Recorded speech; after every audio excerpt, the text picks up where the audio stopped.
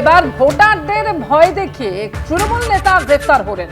তার বিরুদ্ধে অভিযোগ যে প্রচারের সময় ভোটারদের বাড়ি বাড়ি গিয়ে হুমকি দিচ্ছিলেন তিনি। বহরমপুর তৃণমূলের ৮ নম্বর ওয়ার্ড সভাপতি, তাকে এবার পাকড়াও করা হলো।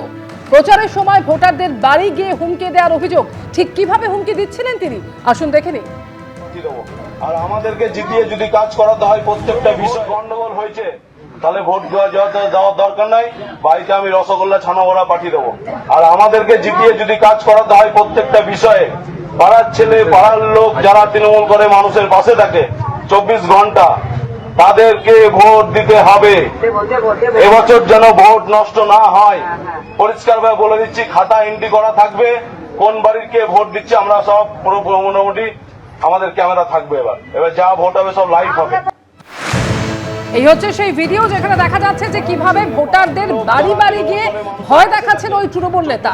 আর এখনো পর্যন্ত এই তৃণমূল নেতার বিরুদ্ধে ঠিক কি ব্যবস্থা নেওয়া হয়েছে সরাসরি জানবো। রাজীব চৌধুরী আমাদের জানাবেন। রাজীব।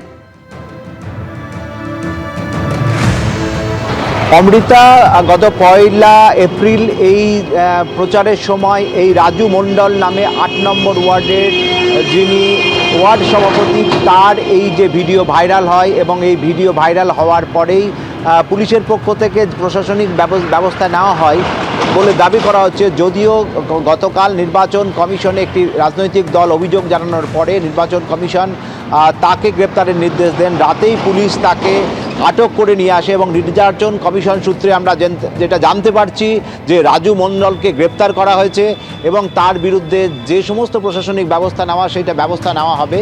এবং এই নিয়ে কিন্তু বিতর্কও শুরু হয়েছে। রাজু মণ্ডল 1 এপ্রিল সকালে যখন প্রচার করছিলেন সেই সময় এই কথা বা এই হুমকি যেটা দেন বলে অভিযোগ।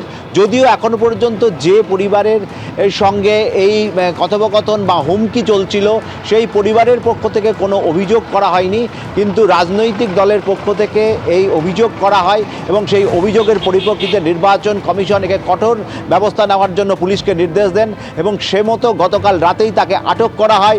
এবং নির্বাচন কমিশন সূত্রে আমরা যেটা জানতে পারছি যে রাজু মণ্ডলকে গ্রেপ্তার করা হয়েছে এবং তাকে তার বিরুদ্ধে যে সমস্ত প্রশাসনিক ব্যবস্থা রয়েছে সেই প্রশাসনিক ব্যবস্থা নেওয়া হবে। রাজীব, সঙ্গে থাকো। ভোট দিতে হবে, এবছর যেন ভোট নষ্ট না হয়, পরিষ্কার ভাবে বলে দিচ্ছি, খাতা এন্ট্রি করা থাকবে, কোন বাড়ির কে ভোট দিচ্ছে আমরা সব পুরো মোটামুটি আমাদের ক্যামেরা থাকবে।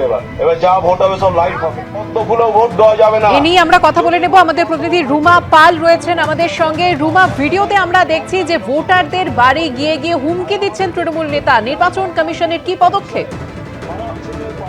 দেখো, জানি রাখি কিন্তু এই ভিডিও নির্বাচন কমিশনের কাছেও পৌঁছেছে এবং সঙ্গে সঙ্গে কিন্তু রাতের বেলায় সেই পদক্ষেপ নেওয়া হয়েছে।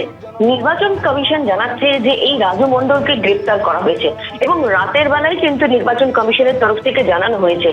দেখো, জানিয়ে রাখি যে দিনভর যখন কাল এর আগেও দুদিন ধরে কিন্তু যখন একটা বৈঠক চলেছিল মুখ্য নির্বাচন কমিশনারের কাছে, বারবার জানিয়ে রাখি যে মুখ্য নির্বাচন কমিশনার এবং পুরো ফুল বেঞ্চে কিন্তু রাজ্যের মুখ্য সচিব, DGP, Kolkata police commissioner, divisional commissioner, ADGP, IG, DM, SP সব প্রত্যেক স্তরের যে আধিকারিকদের তাদেরকে কিন্তু আবারও বার্তা দিয়েছেন যে নিরপেক্ষ, স্বচ্ছ এবং ভয়মুক্ত পরিবেশে কিন্তু এই ভোট হতে হবে এবং কড়া বার্তা, কোনো ভোটারদের কোনো ভয় দেখানো যাবে না এবং কোনো ধরনের ভয় দেখানো চলবে না। এবং এক্ষেত্রে যদি কেউ ধরা পড়ে বা কেউ যদি দেখা যায় যে কেউ ভয় দেখাচ্ছে বা কোনো অন্য ধরনের একটা পরিবেশ সৃষ্টি করছে, তাহলে কিন্তু সত্ত্বর তাদের গ্রেপ্তার করতে হবে। এবং জানিয়ে রাখি যে বারবারই কিন্তু এই কড়া বার্তা দেওয়া হচ্ছে, তা সত্ত্বেও দেখা যাচ্ছে বেশ কিছু জায়গায় এই ধরনের ঘটনা ঘটছে। এবং কালকে তো রাজু মণ্ডলের যে ধরনের ভিডিও সামনে এসছে, একেবারে ভোটারদের বাড়ি বাড়ি গিয়ে যেন ধমকানো হচ্ছে এবং হুমকি দেওয়া হচ্ছে, তারপরে কিন্তু নির্বাচন কমিশন জানাচ্ছে যে পুলিশ ব্যবস্থা নিয়েছে এবং নির্বাচন কমিশনের তরফ থেকে রাতেই জানানো হয় যে এই রাজু মণ্ডলকে গ্রেপ্তার করা হয়েছে এবং জিরো টলারেন্স বলা হয়েছে, যে জিরো টলারেন্স, কোনোভাবেই যদি এই ধরনের ঘটনা ঘটে একেবারেই জিরো টলারেন্সের যে পদক্ষেপ সেটা নেবে নির্বাচন কমিশন। অর্থাৎ ভোটারদের ভয় দেখানো চলবে না।